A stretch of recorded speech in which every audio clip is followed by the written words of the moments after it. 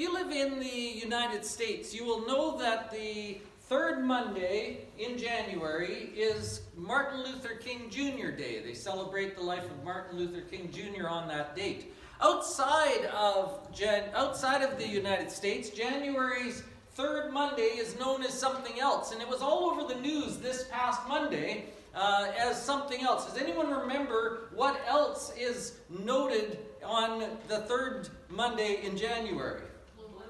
Blue Monday. Thank you very much. Somebody has heard it. Blue Monday.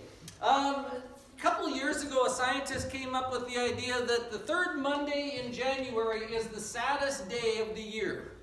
And the theory goes that it's because that's maybe, we're kind of in the long haul of winter, and we've been here long enough, and we're kind of getting tired of cold, and that was certainly true here over the last few weeks.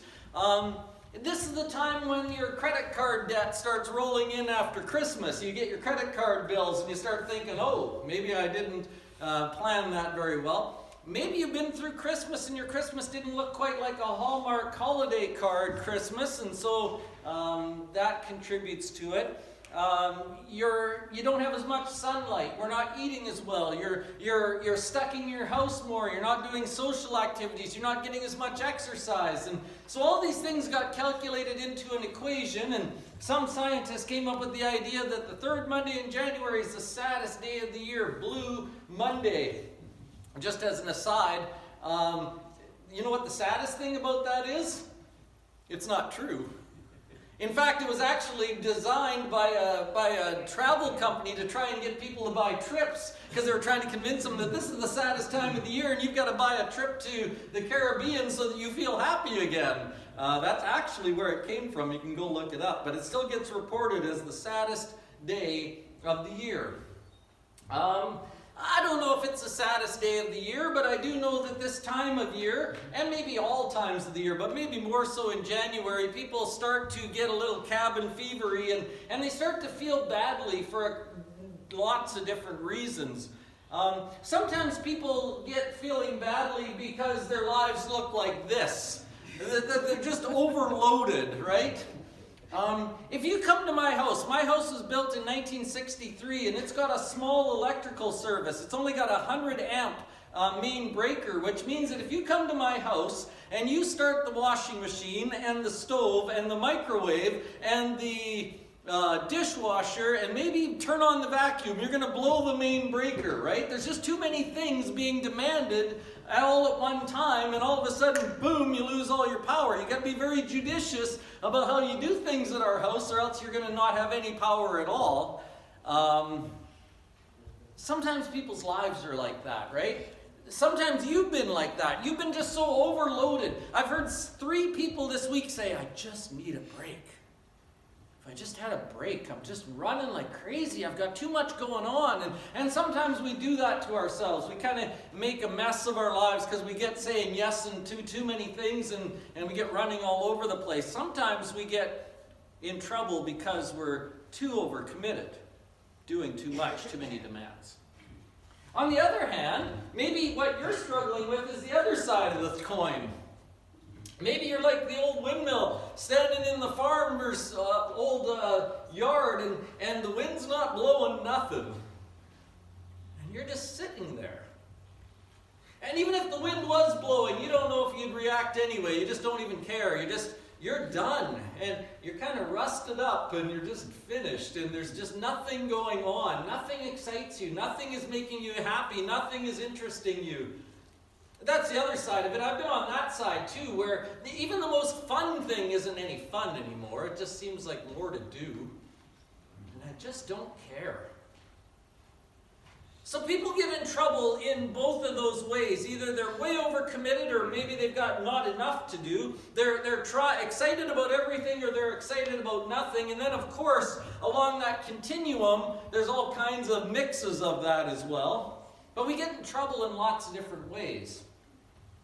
And so people come around and they start thinking again, as I said, I need a vacation or a break, I need something to change.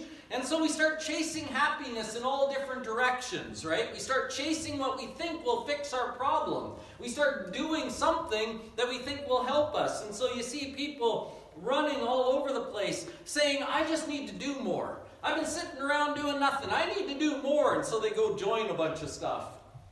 Or somebody else says, I need to do less. I'm way overcommitted. I got to start cutting stuff out. And then you can't get them to do anything because they're saying no to everything. Sometimes people say, you know what, if I just bought something, you know what I need? I should buy a new car, or I should buy a new TV, or if I bought something new, then I'd feel better. I'm going to go shopping. That'll make me feel better. Other people say, I've spent too much money. I got to stop shopping. I'm going to start saving money. I just got to get rid of stuff. I'm going to go minimalistic. I'm just going to have nothing, and I'm just going to save my money, and that'll make me happy, right? Some people say, you know what we need to do? We have to have people over. We've been sitting in this house by ourselves. We can't just sit here all the time. We've got to have a bunch of people over. So we start planning to have people over. Other people say, I'm just going home and looking after me. I'm not having anybody over. I'm not going to do any of that. I'm just going to hibernate and just kind of look after myself. I need some me time. Some people say, I need to go out and exercise. I need to do more. Other people say, I need to do less and relax. And so we get running all over the place trying to find an answer to make us feel better. Trying to find the thing that'll make us happy. Trying to find the thing that'll make us feel like our lives are significant, that they're going in the right way, that something good is happening among us, that something's happening that should be happening.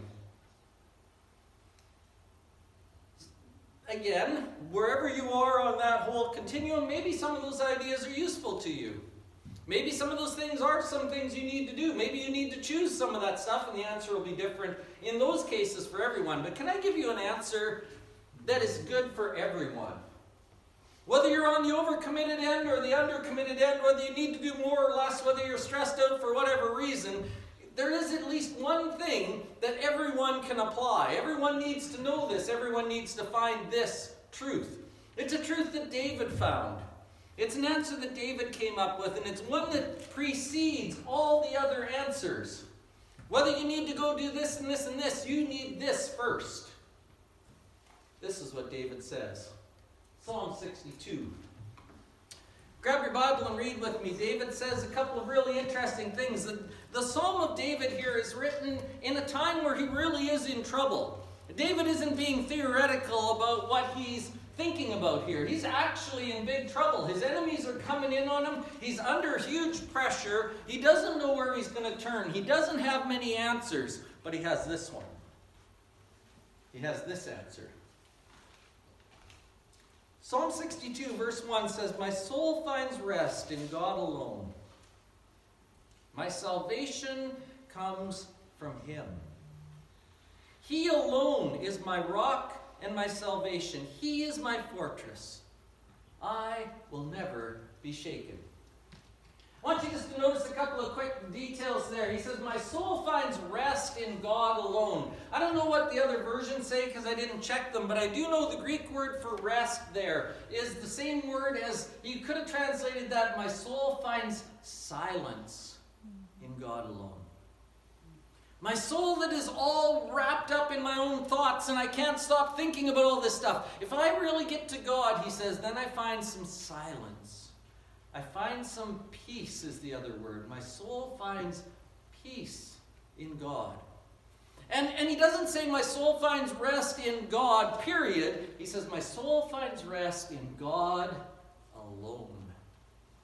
He says whatever other answer I might have, whatever other thing I might come up with, whatever other place I'm going to turn, the first thing I need to do is find my relationship with God again, because that is the only thing that's going to feed me. My soul finds rest in God alone. He goes on to say that He is my salvation. My salvation comes from Him. Again, David is not deluded in the fact that he thinks he can fix his problems. David doesn't think he can solve anything on his own. He can't save himself. So he reminds himself, he stops and says, all this other stuff's going on, but it's going to be okay. God will save me. God will look after me. That's his attitude, and the attitude that he's trying to remind himself of as he goes through his situations right now. He says, God is my rock. He's my salvation. He's my fortress. I wanted to underline the word fortress because you only need a fortress if you're being attacked. You don't have a fortress just as a summer house. It's not a place you go because you are enjoying it. It's a place of safety. And David says, when I'm connected to God, I've found a place of safety in the midst of a battle. I don't know what your battle is today. I don't know if your battle is lots of stuff or too little or whatever on that line, but I do know this. It gets better if you connect back to God, because He will be the fortress. He will be the safe place. He will give you rest. He is where everything else starts. That's what David says in this psalm. Now he goes on from there, and I like the idea that he goes on from there and he says, you know what? His enemies are real. This isn't just some words of some holy guy telling you, well, maybe just keep connected to God. That's a good thing. This isn't theoretical to David. This is experienced. This is being experienced at the moment. And to let us know he knows what he's talking about, he goes on to describe his enemies in verse 3. Listen to what he says. He starts asking questions of his enemies. He says, how long will you assault a man? Would all of you throw him down? This leaning wall, this tottering fence? He says, I'm like a fence that you could just knock over with a little tap, he says. And that's what you guys are doing to me. I'm at my very edge, and you just keep punching at me. You just keep pushing me. I'm ready to fall over, and you guys don't stop. Have you ever felt that? Like you're just on the edge, and I can't take one more thing. And you just keep pushing. Satan keeps pushing. Your enemies keep pushing. Everything keeps feeling worse. You're carrying more and more all the time. He says, that's how I'm feeling. He says, they fully intend to topple him from his lofty place. He's talking in the third person about himself. He says, my enemies they love trying to see me fall. They love it when I don't make it. They love making my life hard. This is just the description of what he's going through. You may have felt that. He says, they take delight in lies. With their mouths they bless, but in their hearts they curse. He says, I can't trust anybody.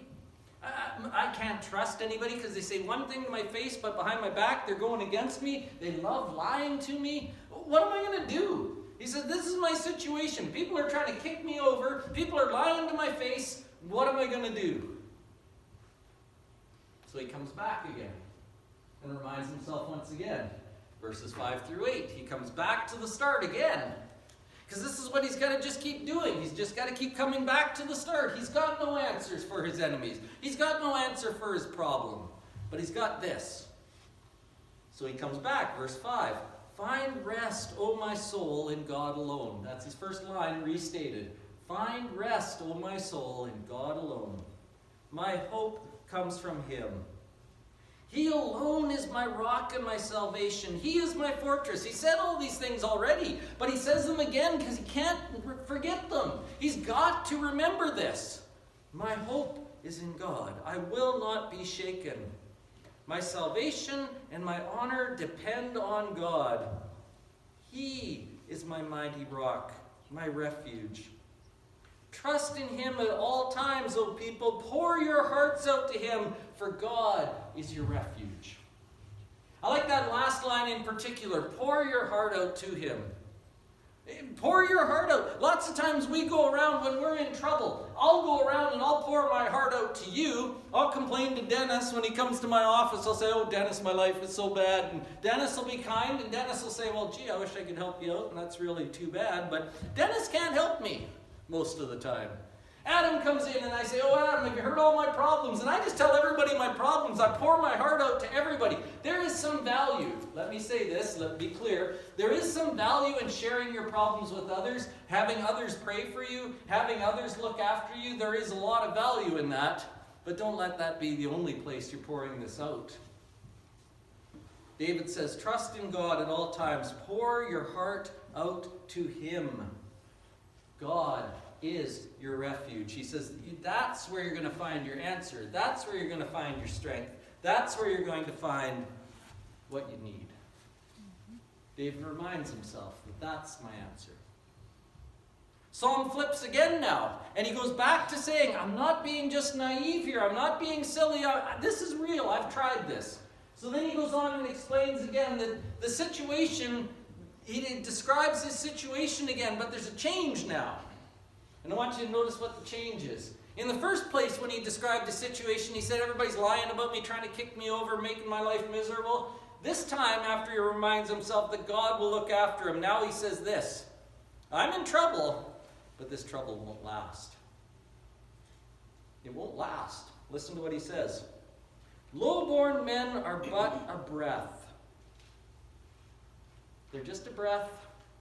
These guys that are coming after me, the troubles I'm in, the guys who are causing me problems, they won't last. They're just a breath. Kind of like James said, you're just a vapor. This is only a moment. This won't be forever. The highborn are but a lie. If weighed on a balance, they're nothing. David says, you know what? Back to Calvin's comment about if we could see from eternity rather than just where we are. If you could put your real problems on a scale, Russ reminded us there's bigger things going on in the world right now than maybe my head cold. But my head cold seems big to me. But when I put it in the context of other things, he said, you weigh it on a scale, these things are only nothing. Together they're only a breath. This isn't the most important part. But isn't that true? Lots of times we get caught up in the little things as if the little things are the most important things. And we leave big things unattended because we're so focused on little and weighing things. David says, I got to get that turned around. I got to focus on the big stuff so that the little stuff vanishes. The little stuff becomes unimportant when I'm connected to the big stuff. He goes on in verse 10, he says, you know what? Don't trust in extortion or take pride in stolen goods. You might be tempted to act like everybody else. You might be tempted to backstab people. You might be tempted to do the things they're doing. You might try the eye for an eye thing. He says, no, don't do that. Don't do that. Don't trust in extortion. Don't take pride in stolen goods. Though your riches increase, don't set your heart on them. That's not going to be the way to go. Don't do that. Let's not be like them. But let's remind ourselves who we are. And so the psalm ends then in the last little section again. He says, I know two things. Here are two things that I know. One thing God has spoken and two things I've heard. That you, O God, are strong and that you, O God, are loving. He says, here's what I need to know. This is what's going to help me. God is strong and God is loving. That's what I need to remember. And what he means here is sort of like what we were talking about in Bible class when Paul ends his prayer and says, God can do immeasurably more than all you ask or imagine according to his power that's at work within you. He says, God is strong. The God I serve can blow this trouble away in a heartbeat if he wants to. This God I serve is not scared by what I'm going through. The God I serve is not fearful of anything. The God I serve is not being held hostage by anyone. We sometimes talk like that, and it's wrong. We sometimes almost talk as if God and Satan are in this struggle and we're not sure who's going to win yet. We already know who wins. It's not an even fight. He who is in you is greater than he who is in the world. My God is strong. That's what he says. I'm not worried about that. God can save me. And number two, even better than that, my God is loving. Not a general loving. That's not what he's talking about. Though God is loving and sends the sun and the rain on the righteous and the unrighteous. That's not what he's talking about here. He says, here's what I know. God is strong and he loves me. That's what he's saying. God is strong and he loves me. And he's not going to leave me abandoned. He's not going to let me fall over like the wall they're trying to kick over. He's not going to give up on me. He's going to help me. And my soul can rest in that. My soul can find rest in God alone. He says, I know these two things, that you, O God, are strong and that you, O God, are loving. Surely you reward each person according to what he has done. What he has done, David is counting on. Here's what he's done. He's stayed connected to God, and God will reward that. That's his hope. So when I read this, and again, I've sort of felt that little struggle of feeling like, oh, it's the middle of winter, and I was kind of sick last week. I didn't feel really great. Nothing really made me. But this is a reminder, beyond everything else you might find as an answer. And if you can go on a vacation, go. If you can find rest, do it. If you can, whatever you need to do. But before you do all those other things, find this answer. find this answer. That we have a God who loves us, we have a God who will help us, and we have a God who will be our refuge and our strength and our fortress. Our rest will be found when we're still connected to God. Because here's the problem, and here's the temptation, and here's what happens, is that sometimes we get disconnected from that, and again, the little things become the big things. And then I start imagining a world in which I'm all by myself, and I'm trying to fix everything myself, and I don't have any help. And when I think like that, then I just spiral down into more and more trouble. Someone one time, an old-time preacher, Everett Hale, once said, we should never attempt to bear more than one kind of trouble at once. Some people bear 3 kinds. All they've ever had, all they have now, and all they ever expect to have. Do you know that feeling? I carry burdens from things that people said to me 20 years ago. I still remember nasty things people said to me. It makes me mad still. I still feel the emotion. I haven't let it go yet. That's ridiculous. It's 20 years later. They don't remember it. They're dead. It's over. Move on. Deal with it somehow. I do have some problems right now, and I have to deal with those. But I deal with those in a worse way if I imagine them out into the future. I'm really good about imagining in the future some little problem now that's going to explode into this big fireball of horribleness over here. Then I worry about what could happen. Oh, what could happen? I heard a preacher say one time, that's one of the saddest things about the church right now. One of the saddest things about the church right now is that we used to get excited when someone said, I don't know where this is going to lead. That used to excite us. We used to think, yeah, where's God going to take us? Let's go on an adventure. And now we say things like, I don't know where this is going to lead, and that's a bad thing. Because we've imagined every boogeyman that might happen out of this, and we're scaring ourselves to death about where this might go. Why have we done that to ourselves? I can imagine all sorts of things that never ever happen, right? Isn't that Mark Twain? I didn't look this one up, but didn't he say, I've been haunted by lots of things, most of which never happened, right? I'm really good about dreaming about the future issues that I might have. So David says, instead of holding on to the past, instead of mucking around in your problems now, and instead of dreaming about all the horrible things that could happen, why don't we get connected back to God and let Him deal with the past and the future and even the present? Why don't we let Him sort that out? Another guy once said, don't dwell in the future, that's God's, not yours. I think that's probably true too. I was thinking about this the other day too, because sometimes we just pile up stuff and we end up not seeing things correctly. I was thinking about this the other day, and I'll give you more of this in another time, but let me give you just a taste of it here. I want you to think about the Apostle Paul for half a second. You know the Apostle Paul's story about his conversion on the road to Damascus. He's out getting Christians and hauling them off to be persecuted because he thinks that's what he should be doing. And Jesus meets him on the road. And in Acts chapter 9, Acts chapter 22, and Acts chapter 26, Paul tells the story, same story over and over again. In particular, chapter 9, verse 9, as one point, it mentions the fact that after Paul met Jesus on the road to Damascus, he was blind for 3 days. And then after 3 days, Ananias comes and preaches the truth to him and says, rise and wash your sins, let's go, and you're God's prophet now. Have you ever wondered why he was blind for 3 days? I always assumed that he was blind just because he saw the vision of Christ, that the brightness of Christ, just physically, he couldn't look at Christ. We're told you can't look at God. Maybe it's just a physical thing. And so it was just the physical thing that slowed him down. Now he can't see because he's looked too much at Jesus. Kind of always thought that. Never really thought much about it. What if it's this, though?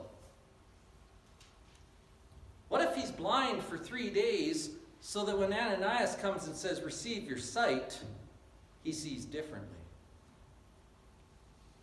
He sees his whole world differently. He sees people differently. He sees his own life differently. What if his blindness is part of the change from the way he used to see to the way he now sees? He said that himself, actually, right? He says in the Corinthian letters, he says, we used to regard men from a worldly point of view. We do so no longer. I don't see people from a worldly point of view anymore. I've changed my sight. And I wonder if my sight has changed enough yet. I wonder if I still see the world the way everybody else sees the world too much. And I see the problems, and I see the competition, and I see the comparison, and I see the getting ahead, and I see it incorrectly. I see that I'm by myself, and I'm fighting for myself, and I'm all by myself, and if I don't get what I can get, and I see it that way. What if I could see it differently? What if I could see it through God's eyes? What if I could see that I had a refuge and strength that no one else has if they're not with God? What if I could see my problems as not just my problems, but that God is working something through my problems? Maybe there's something I need to learn because of this issue, this thing, this problem that's come, this thorn that has afflicted me. What if I could see differently? If I could see differently, maybe I'd react differently. Maybe I'd do things differently. Maybe I would respond differently. So David keeps saying, I need to remember to see things differently. God is my resting place. He's my salvation. It'll be okay. Someone once said that Christians are at their best when they do not know. They don't have all the answers. They don't have God in their pocket. We can't answer every question that any bright boy in the back row might ask. We have only light enough to walk by.